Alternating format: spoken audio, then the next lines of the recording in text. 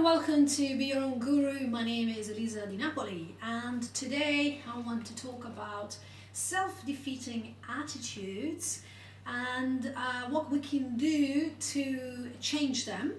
Now, there's a self-defeating attitude skill which was created by Dr. Arlene Weisman, and this is what I'm going to be using today to describe the self-defeating attitudes and what we can do about them.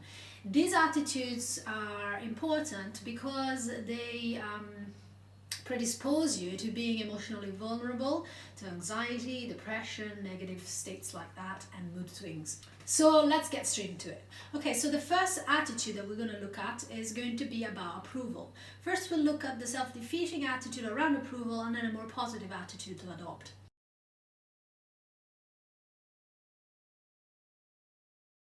You evaluate yourself through other people's eyes. Now, because you are so sensitive to what you imagine other people think of you, you're gonna end up feeling upset, anxious, or depressed if other people criticize you or are angry with you.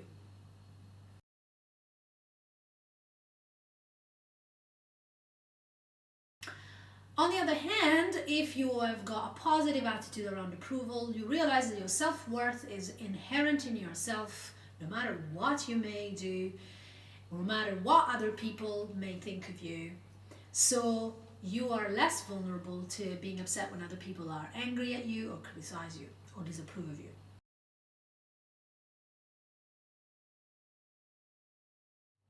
The second area we're going to look at is love. Now, if you've got a negative attitude, self-defeating attitude around love, you're basically a love junkie. You think of love as a need, without which you cannot survive. This will make you extremely dependent on other people. Will also tend to get you into roles where you are inferior, you're put down, you're submissive, because you tend to avoid confrontations, avoid disapproval, avoid being rejected. You might be afraid of alienating other people. But as a result of this, you will actually drive people away because people will see you as a burden. They will lose respect for you. And also, when you feel that withdrawal of love, you would actually become really desperate for the fix, and you may become even manipulative or coercive, which eventually will actually drive people away from you, and as a result you become isolated and lonely, which is what you wanted to avoid in the first place.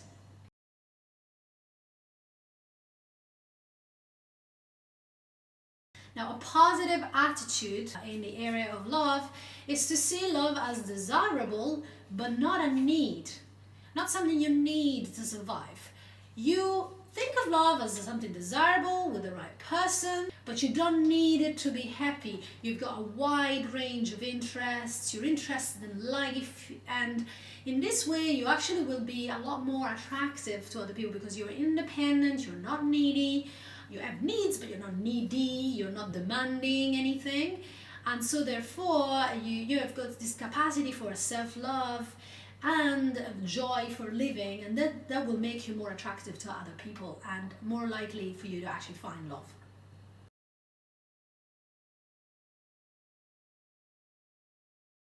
The third area is achievement. So if you've got a self-defeating attitude with achievement, you equate your self-worth with how much you achieve. And of course, this will make you, in the end, a workaholic in the worst case scenario. The problem with this is that your capacity for joy is dependent on productivity.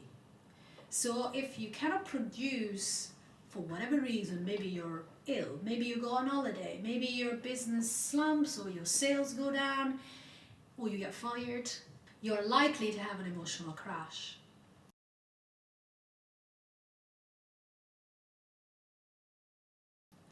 Now, the positive attitude around achievement is, of course, that your worth does not depend on achievement. You're worthy no matter what, even if you spent the rest of your days on the sofa. Even if you never did anything for the rest of your life, you still would be a worthy human being. You may enjoy productivity, you may enjoy creativity, but you don't see them as necessary to your self-esteem.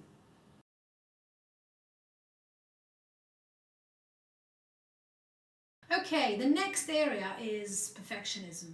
The self-defeating attitude around this is that basically you believe that mistakes are the end of the world.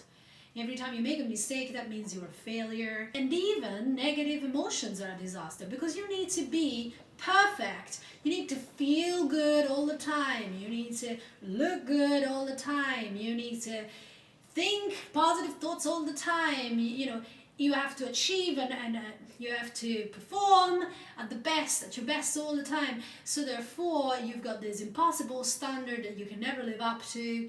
This will take all the joy out of everything you do and will eventually get you to feel like you're on a treadmill, just plodding along and never getting to what you want. Even if you achieve a goal, you don't really give yourself that reward, the feeling of I've done it. You're on top of the mountain and you really see the next mountain, the next thing. It's never quite good enough. The problem, of course, doesn't lie in your performance, but it's in the yardstick that you use to measure your performance.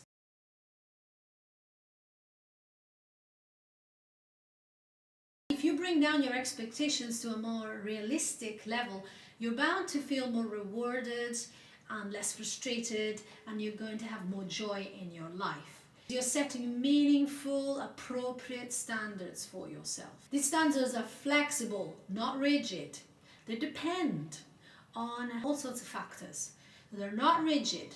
You don't fear mistakes. You think of mistakes as a stepping stone to learning opportunities. And you basically endorse your humanity. You accept your imperfection as something to be cherished. And paradoxically, if you do this, you'll end up being more productive than your perfectionistic friends who just can never really get there.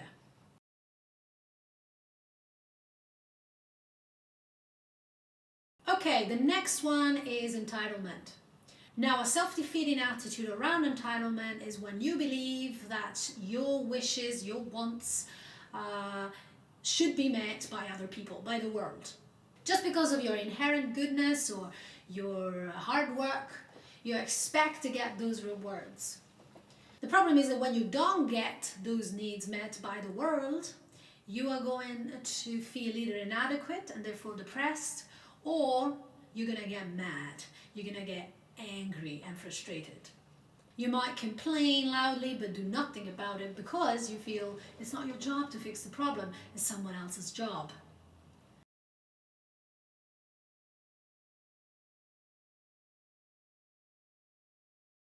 A positive attitude around entitlement is that you negotiate your wants. You realize you're not alone, you're not the only one, there's many other people in the world, everybody's unique and different. So you negotiate your wants. So there is no inherent reason why things should go your way and you should always get what you want. Sometimes you win, sometimes you lose. You don't expect justice at all times. You're a percentage player. You think, well, there's a possibility that I might get this or not. And you become more tolerant to frustration.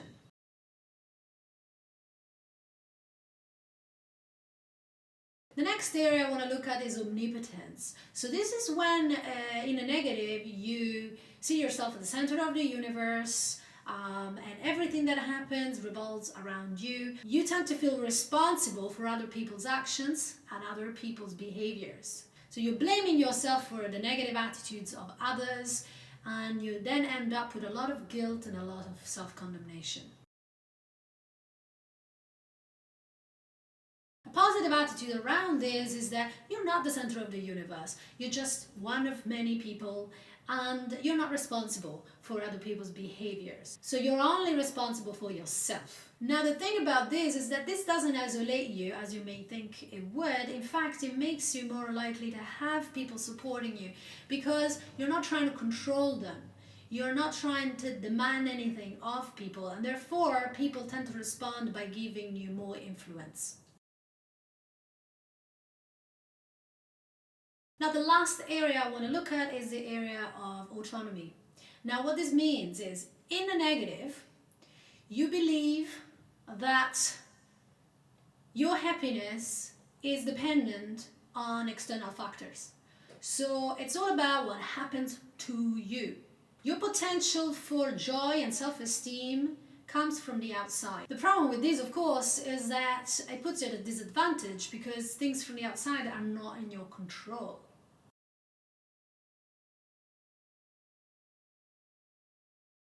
Of course, the opposite of this is taking responsibility and seeing your feelings as a result of your thoughts, seeing that where you're at in your life is because of what you've done and thought and believed. And you take your responsibility in the equation.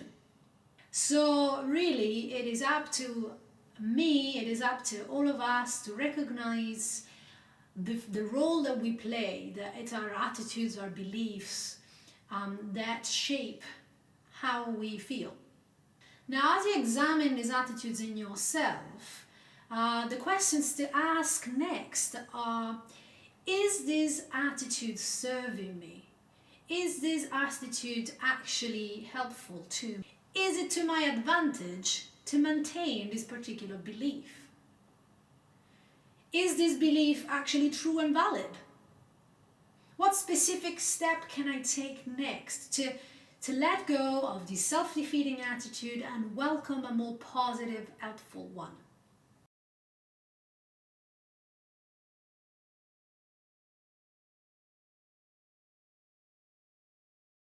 Now, we will be looking in detail specifically at approval, love, work, and perfectionism addiction in the next few videos.